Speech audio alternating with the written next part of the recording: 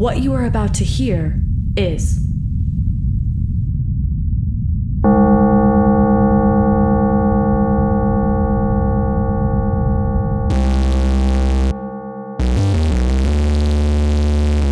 Hello and welcome to the Kakos Industries corporate shareholder announcements. As always, I am Corin, the third CEO, unless something strange has occurred making me someone else. I don't think that's happened though. Not recently, anyway. I should tell you shareholders that Dirk was a man of his word. His company did bring by a giant gym sock after the trouble in the last broadcast, and they did clean up the mess. That being said, I am still upset with Dirk. He should know better than to let anything happen to this building. We will be punishing giant-ass robots to kick in your face for a little while. Our services will be more expensive, and all of the staff are instructed to ignore any of their employees when they come by, even if they're good friends, even if they're married. And if they happen to work for both companies, then they have to ignore themselves. No interaction, like they don't even exist. That's just how we roll. For now, we're not so cruel that they'll never be back in our good graces. They just need to know that they messed up. A lot.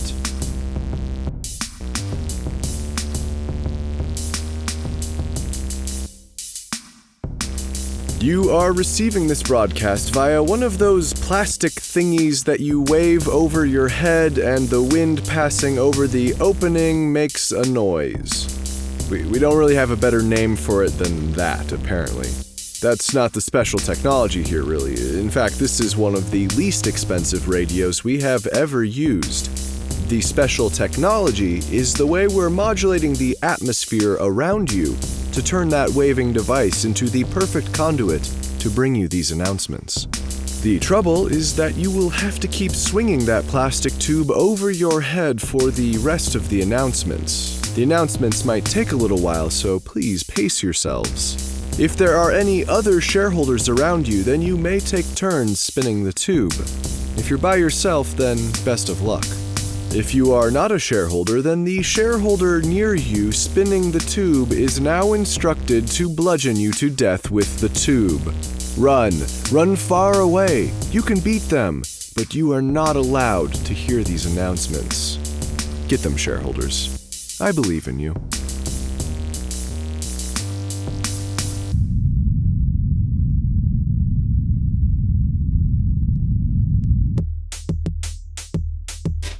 Shareholders, we have something a bit different to share with you today. We have recently cleaned out some of our lower basements. We have many basements here at Kakos Industries, but in this particular basement, we found some audio cards. Some of them were in recording devices. For now, I'll just let the audio speak for itself. It's been slow for news recently. Hello. This is Daryl Welk, employee of Kakos Industries. I seem to have fallen down a hole in the floor of one of the basements here at the main branch. I landed in a rather deep pile of outdated electronics, so I'm beginning to think this was some sort of garbage pile. The metaphor isn't lost on me. My managers have been struggling to find work for me, which is why they sent me down here in the first place. It seems this might have been a fool's errand anyway.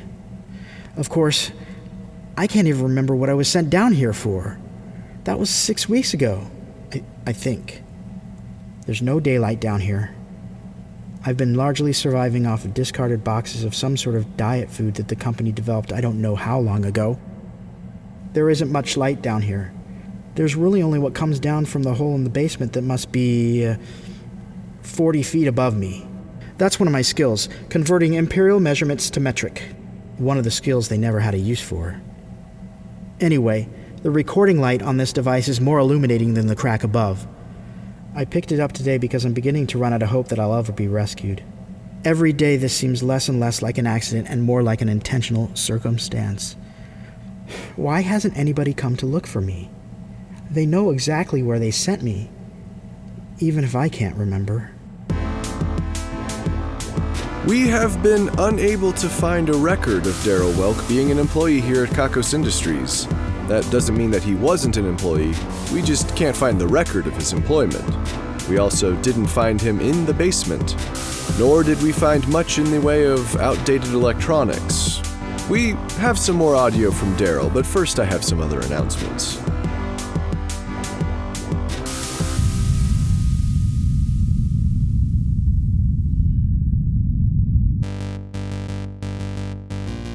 Last we talked about Kimmie and Maggie, I mentioned that Kimmie was dating one of our interns. Now she's dating all of our interns. Honestly, I'm not sure how she has persuaded them all, but she has. They follow her around like a bunch of geese after bread. Just Kimmie and a sea of our youngest employees. Well, interns. I mean, we could pay them, obviously, but what we provide them through the internship program is so much more valuable. Assuming that their parents are able to keep them afloat, or that they are comfortable sleeping in the lower dormitories. Strange things happen in the lower dormitories. We've considered talking to Kimmie about this intern habit of hers, but we've also considered just putting her in charge of the interns. She seems to keep them in line better than we do normally. Still not sure if she's happy, though.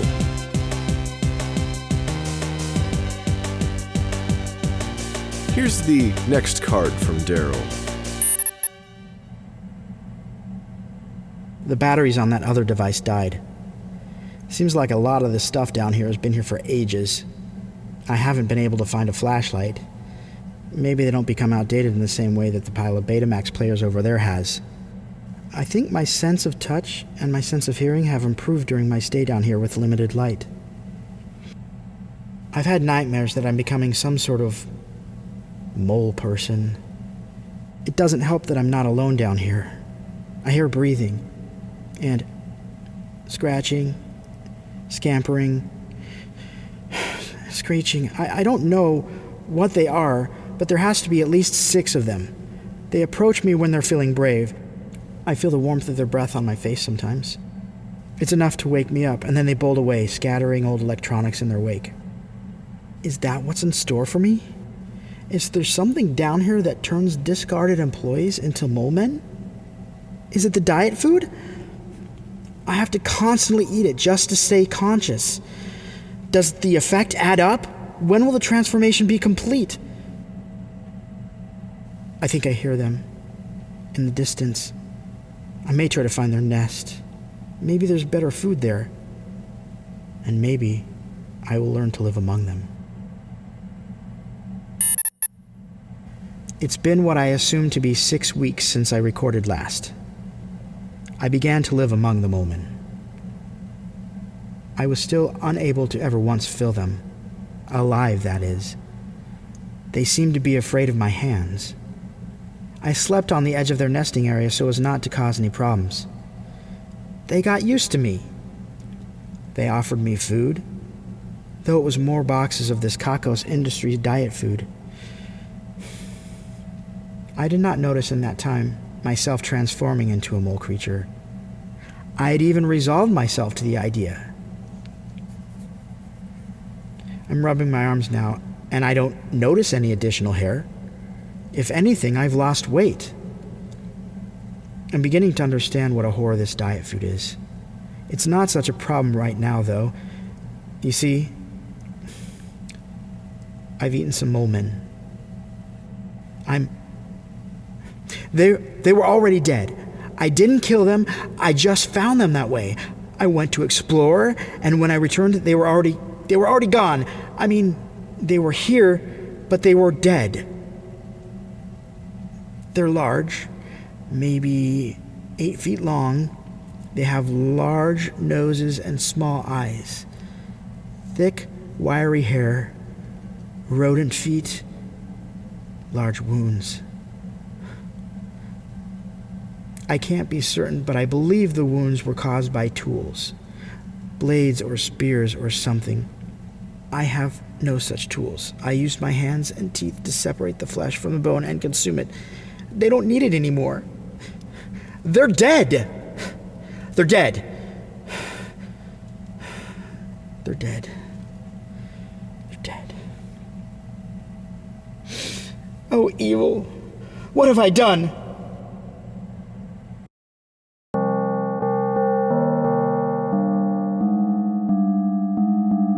Shareholders, we found no mole corpses. We found no bones and no signs of violence.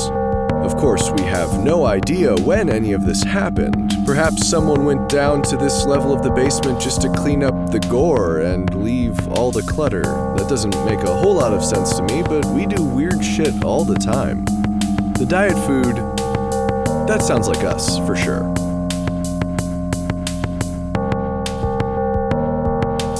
Our renegade sex toy robot has led its followers into the town of Christ Hole, Texas, and according to reports, they have taken it over. I'm not sure yet what that means, but the selfies that the robot has sent are pretty freaky. People are doing some stuff out there. Let's hear some more from Daryl. I think I might have caught a glimpse of one of them. One of the monsters. One of them that killed the moles. He glowed. For a moment, a smooth, humanoid figure. Just for a quick flash in the distance. I'm beginning to think that this sub-basement, or sub-sub-basement, or however many sub-prefixes you want to add, it's much larger than I thought. Cavernous. Or have I grown smaller? Is that what this awful food has done to me? But the boxes didn't seem to get larger in my hands. It's hard to know how much this company is responsible for my pain, and just how much I am responsible for myself. Hell is other people? Perhaps. But hell is also your own mind. I mean, I know there's the actual hell now. I'm speaking metaphorically. Why am I even arguing with you? You're just a recording device. Anyway, I've been walking in the direction of that glowing figure. There's a chance that he might be benign. And if not, well then, perhaps I've lived this mess long enough.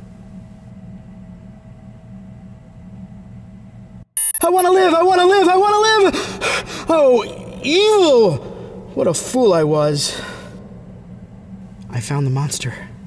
I found him. I was taking a breather. The food I've been eating hasn't given me much energy, so I snacked. And I didn't hear a single thing. No footsteps, no breathing, no shuffling garbage. I was there for minutes.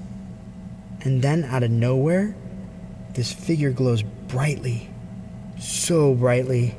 I was blinded. Then it let out the most unearthly bellow. It didn't have to tell me twice. I ran. I ran hard. Behind me, the creature stopped glowing, but I could hear him coming after me.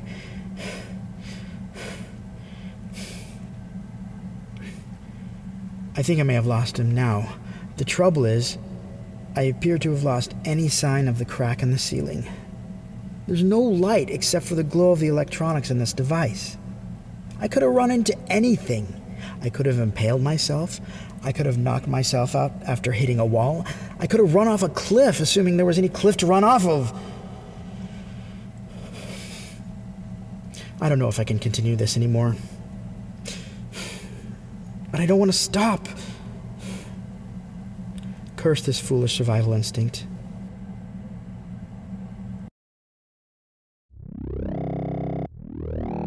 We didn't find any evidence of glowing beasts. We also have no records of ever making glowing beasts. But again, having no records doesn't mean that we didn't do it. Also, this basement that we found all of this stuff in isn't that big. Of course, we have no way of knowing if the memory cards and recording devices were moved from their original location. It at least seems likely. We really don't know anything as it is. We have more, but we'll save that for now.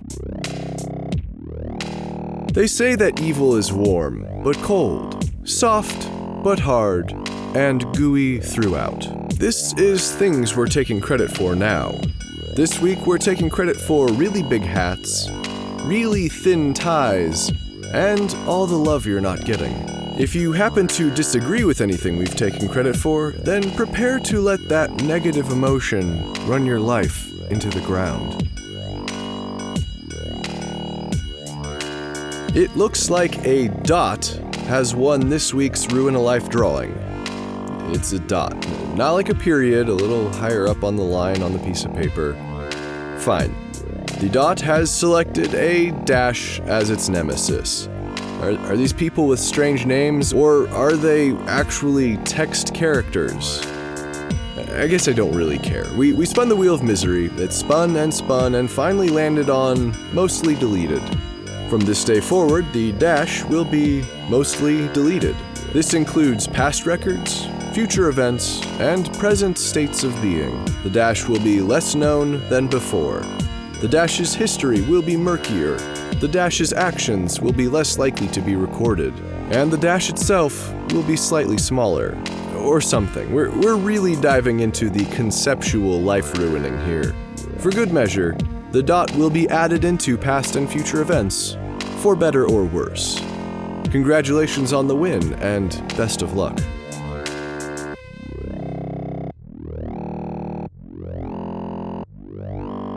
Let's pop in that last memory card here, shareholders.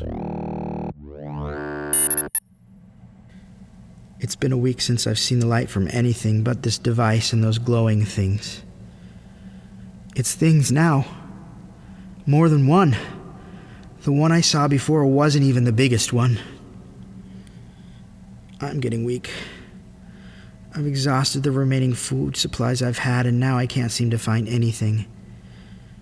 There aren't even any creases on the floor for me to follow or count. The light from this device does seem to carry a little distance, but my eyes have grown weak. I've been using the light from those monsters to navigate and flee. Flee and navigate. But I'm not sure I can do that anymore. I'm too tired. I'm not gonna make it.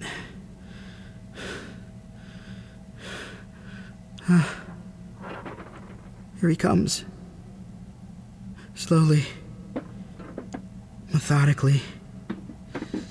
Pulsing light. There he is. Oh God. Why does he have to walk so slowly? What is that? We both know what's happening. Stop delaying the inevitable.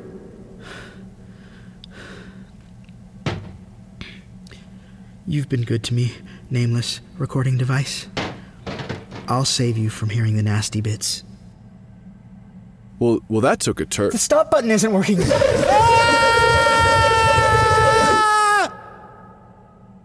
Well...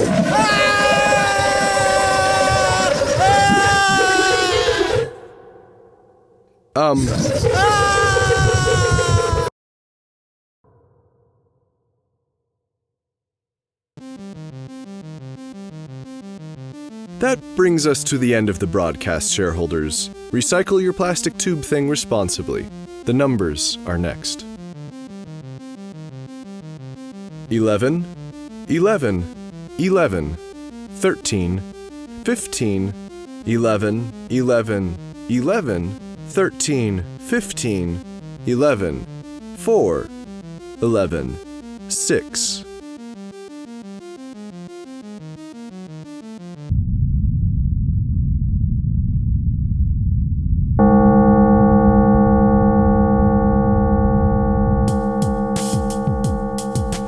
Kakos Industries is written and produced by Conrad Mishuk, who is also the voice of Corin Deeth.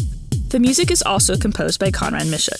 The introduction is read by Kimmie, and the credits are read by Hannah Jones, who is currently on a motherfucking roll, son. Special guest appearance in this episode by Philip Haldeman, who played Denny in the cult film The Room. You can follow him on Facebook at facebook.com/DennyTheRoom or on Twitter @TheRoomDenny.